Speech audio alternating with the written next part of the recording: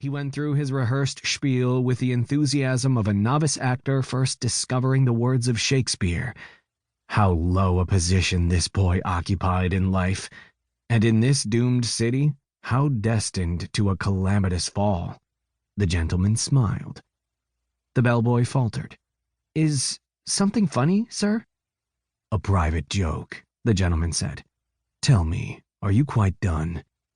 "Well, yes, sir, but of course, if there are any additional questions you might have—" The gentleman allowed him half a minute to press on from there, endlessly explicating the wonders of the suite as he groped for his expected gratuity. The lad was just winding down, his crest falling with every second, when Pity emerged from the bathroom. She was still dressed in the fur-lined white jacket and matching white slacks she'd worn on the plane. Her eyes were wide, and, as always, so moist she seemed on the verge of tears.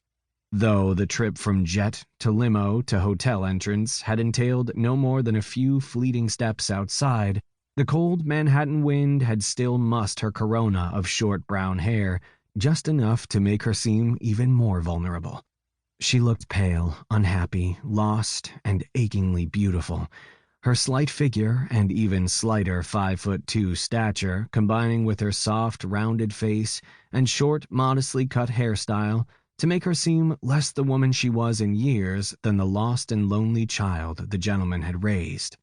Even her scars, one vertical stripe on each cheek, served only to emphasize the impression of lost and wounded innocence that the gentleman had worked so hard to create. The bellboy faltered. He'd no doubt worked in the hotel long enough to know he shouldn't ask questions, and he'd remained thoroughly professional during an entire elevator ride with her. But the sight of Pity worked its magic, as it did on everybody. The words tumbled out of him. Gee, miss, are you okay?" "She is fine," the gentleman said. "Just a little sick from the flight." "Forgive me, sir, but I'd like to hear her say that." "How much it must have cost you, little proletariat, to speak so boldly to one such as I." Showing no visible offense, the gentleman said, "You would have a long wait. My granddaughter does not speak. If you wish, I will have her write out a note."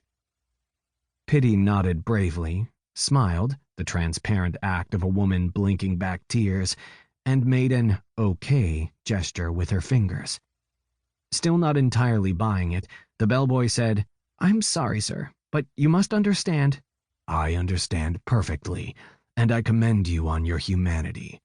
Tiring of him, the gentleman took out his money clip and peeled off 2 hundreds. "Here, spend it well." It was a measure of the bellboy's empathy that he spared Pity one more glance before accepting the tip and taking his leave. The gentleman smirked especially wide as the door latched, thinking how delicious giving that tip had been. How delightful the joys of hidden knowledge. It was good to know that it had been a singularly generous tip. It was good to pull the strings.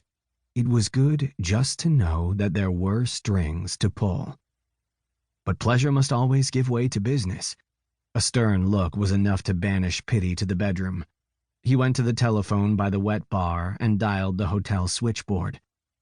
The hotel operator had what is euphemistically called a mid-Atlantic accent, but not one assured enough to hide her essentially low-class origins.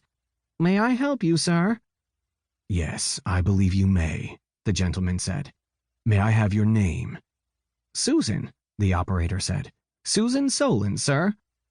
"Susan, I noticed that the telephone in my room is touch-tone." Her voice acquired a quizzical tone. "Yes, sir?" "I despise push-button phones, madam. To me, they represent the idiocy of progress triumphing over the elegance of tradition. As a matter of principle, I will not make a single personal call from this room until the management sees fit to provide me with a more acceptable rotary model. I am making you personally responsible for seeing to it that this is done."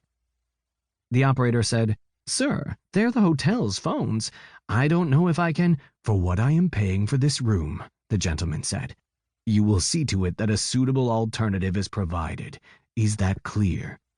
"I will speak to—" The gentleman was relentless. "I said, is